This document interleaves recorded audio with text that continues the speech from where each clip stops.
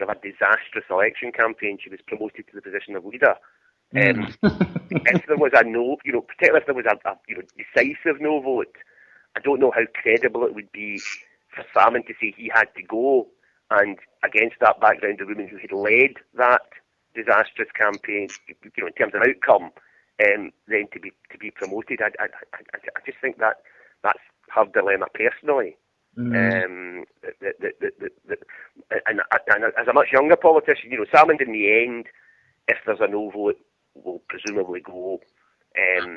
But he'll be approaching the end of his political career anyway. But Nicola's by no means approaching the end of her political career, and it's kind of difficult to see what role she would then fill in Scottish public life, Because that suggests, again, something that we've talked about, I know, before on here, which is about admitting the possibility of a no vote. And I unlike you, are not so persuaded that it's cast iron that we're going to vote no. But I think it's definitely a possibility. Just be fair-minded about it.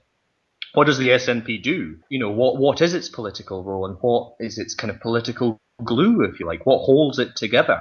One thing, Salmond, I don't think, even if there is a no vote, and I think it's going to be very close, actually. When push comes to shove, I think it's going to be close. But one thing Salmond was asked by Paxman a while ago, they asked him, all right, in the event of a no vote, what happens? Is this done and dusted forever? And he gave quite a clear answer, which surprises some people, I suppose. But he said, I think it's unfair to ask the question more than once in a generation. He said, okay, divine a generation, a political generation, which he counted as about 10 or 15 years. Having sort of looked at this with the demographics and stuff, although I think you've looked at it quite in depth as well, younger people tend to be more in favour of independence, but not quite as much as people think. But with the demographic, I had always expected this referendum would come up in about kind of 2025, around then anyway. I thought the largeness of the victory in last year, 2011, shocked them, and it speeded this process up. I thought this was all coming in the next decade. So I think Sturgeon's job might be to pick up the pieces and prepare for the next time around. Who knows? That's actually it's an interesting question, and I think it's important maybe to talk about these things. I know it's something that folk in the SNP are very reluctant to do because it admits the possibility of defeat, which is politically undesirable from their point of view. But I think it is important to begin thinking even now about these questions, because the polls are not exactly encouraging, even if what Michael says is true, that it narrows significantly. But maybe just to imagine that future and to ask Ian a rather provocative question in terms of, say, the next Holyrood election after this vote, and say, for the sake of future hypotheticals, that it's a no vote.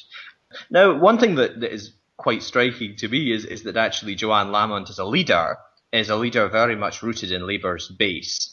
When you think back about when Labour was winning the Western Isles of Scotland, which is back in 2003, it's very hard for me to see a strategy emerging to take a Labour argument for why Joanne should be First Minister and why the ministers' offices should be filled by your Paul Martins and whatever. I don't see an argument emerging now from the Labour Party which tries to address a wider Scottish populace, and which doesn't just focus on a sort of yet another base strategy in the hopes that the SNP's activists are all miserable after being defeated in 2014, and the base will carry us on. I don't know how you, as Labour Party man, I have to say, Andrew, that my if you ask me to predict what is likely to happen for where we are just now, it is that there will be a no vote in 2014, but there will still be the SNP will still be the largest party in 2016. And why do you think that? Because I think the Labour Party is in such utter disarray. I don't think, just being honest about it, I don't think Joanne is a credible candidate for First Minister. And I don't think that the current Holyrood group has got anything like the talent necessary to form an administration. There are able people there, but there are very, very few of them. And the way the party rules operate, it is almost inconceivable that we would be led into that election by someone who was not currently an MSP. That if one assumes, just for the sake of argument, that the sequence of events was that I'm not terms of these three elections, what I think the outcomes will be is, I think that in 2014 there'll be no vote. I think in 2015 there will be a Labour government, not necessarily with a majority, and in 2016, as I say, as I've described. But if hypothetically in 2015 Labour did not get back into power, then clearly the likes of Douglas Alexander or Jim Murphy or whoever would start looking towards Scotland. But actually the way the party rule is, it's almost inconceivable that they could become the leader in that scenario. And there is such vested interest in the current Holyrood group. You can see that in terms of them talking about how the candidates are going to be selected. There are already people who are only in the Parliament by accident, essentially insisting that the rule should now, them having been there by accident, make sure that they remain there.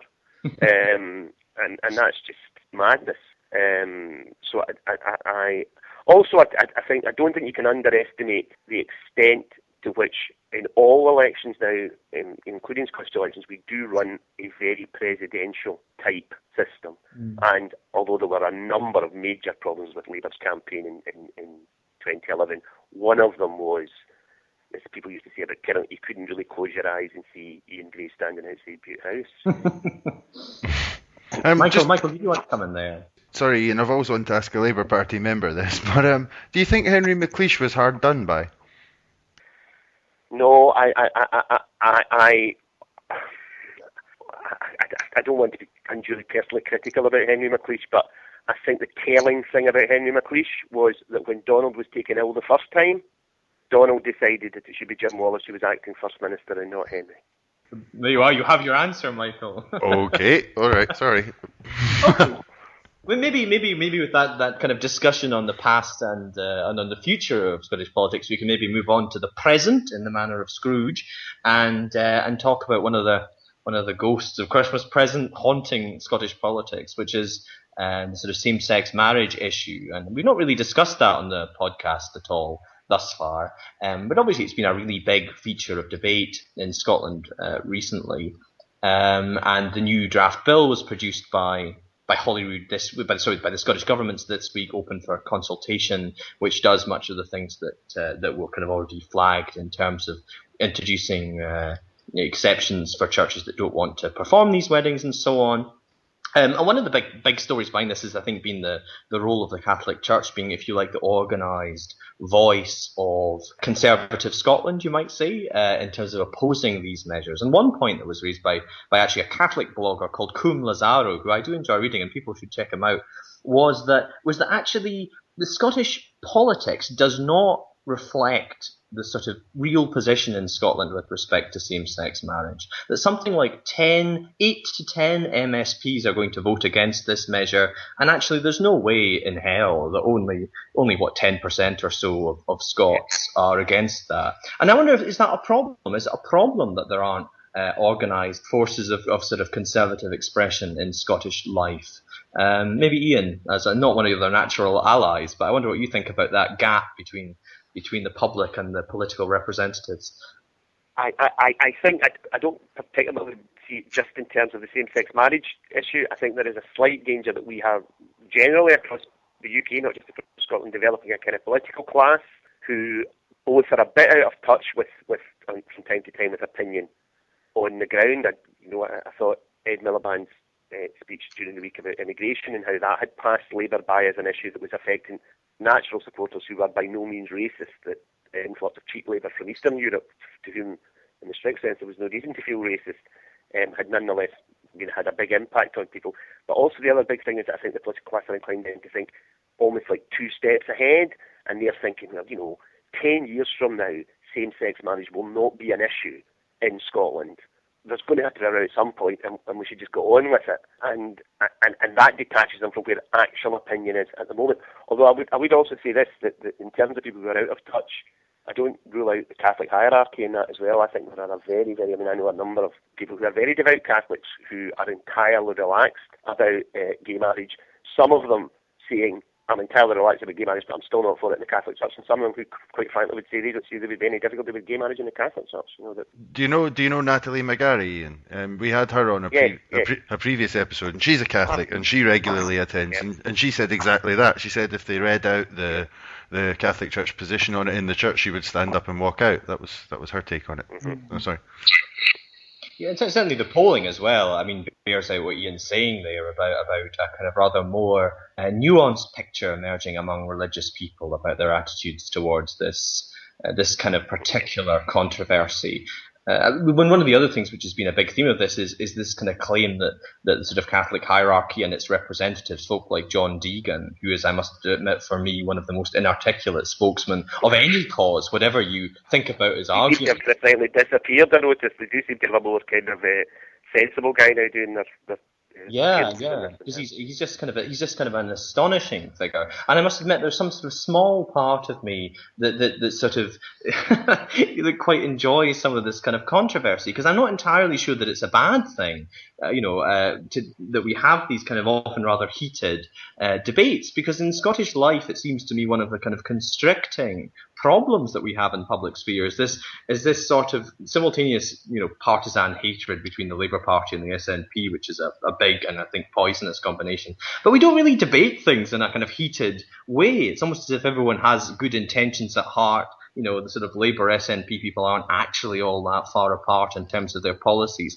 And that doesn't encourage the sort of clash of ideas, you might well think, which I think isn't a bad thing. It can be a hurtful thing for people, and there can be consequences for it. And I think we should be aware that, I know some gay friends of mine in Scotland who, for example, were really bruised by the Section 22A debate, sorry.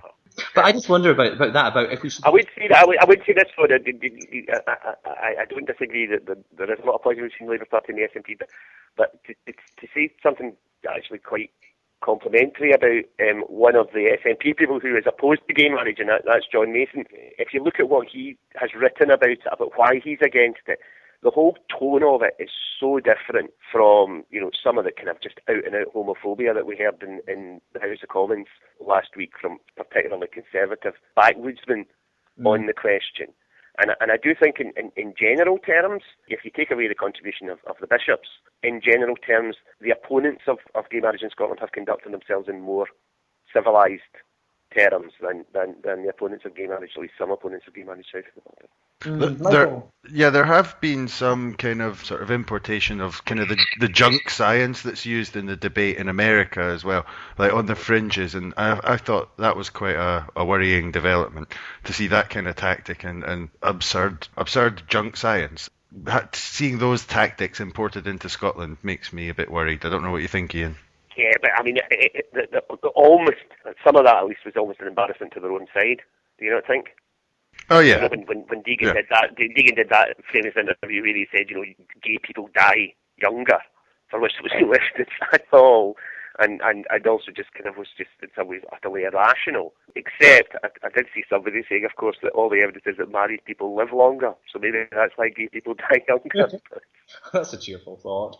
I mean, I wonder. Here's a different point, and it often is quite controversial. I mean, I began my life, I remember being a vituperative, horrid little atheist when I was about 7, who enjoyed winding up my Christian teachers and things like that. But I've mellowed a wee bit as I've got a bit older. And I think there is a question about faith in the public sphere, which I know has kind of been an issue of wider debate in terms of a whole gamut of issues, but about how we deal with people whose claims to authority, whose claims to political influence are rooted in theological claims or claims about the natural law and what can be known about it, is, I think, actually quite a tricky thing to navigate politically.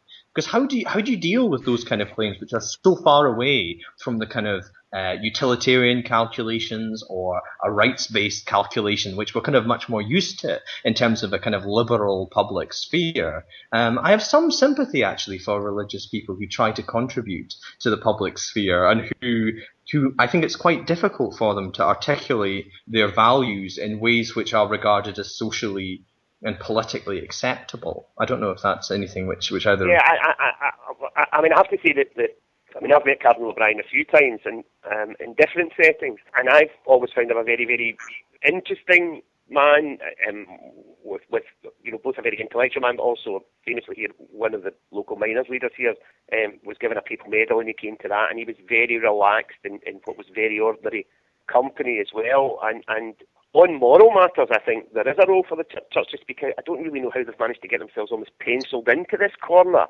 that, if anybody said to you, what has been the big development in the Catholic Church in the last 12 months, or the big thing for the Catholic Church, people would say, well, they were opposed to same-sex marriage. And in reality, it's such a small part of everything else that they do. I mean, if you look, SCIAF is a wonderful organisation that raises huge amounts of money and gives Scotland a really